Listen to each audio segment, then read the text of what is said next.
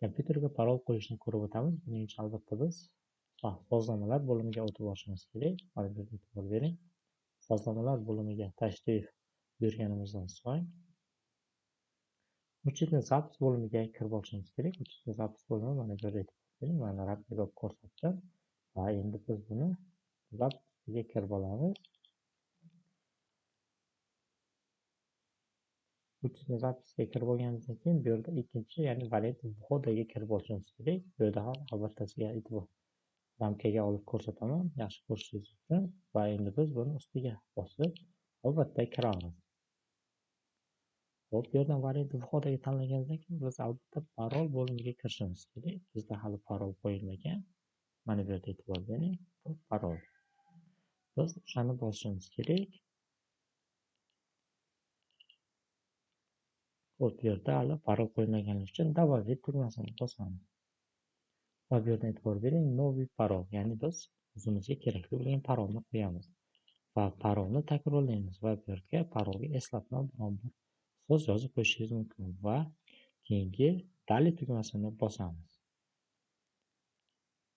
Mana bu yerda parol qo'yildi va готово. Va bizda, ya'ni kompyuterimizga parol qo'yildi va endi siz bilan ikkinchi usulni ko'rib o'tamiz. Buning uchun, ya'ni pusk start bo'limiga smd deb yozishimiz kerak. smd. Va bu yerda e'tibor bering, запуск administrator orqali biz buni ishga tushirishimiz kerak hisoblanadi.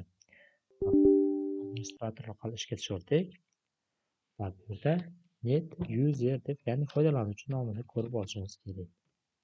Ya'ni bu yerda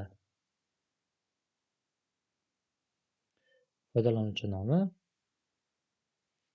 e'tibor bering, bu yerda admin mana. Xo'p, endi biz bu yerga parol qo'yishimiz mumkin. Ya'ni net user admin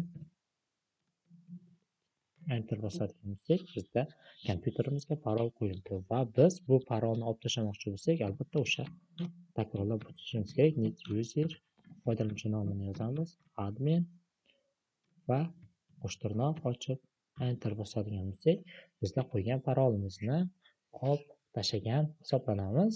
E'tiboringiz uchun tashakkur. Darslarimizni kuzatib boring.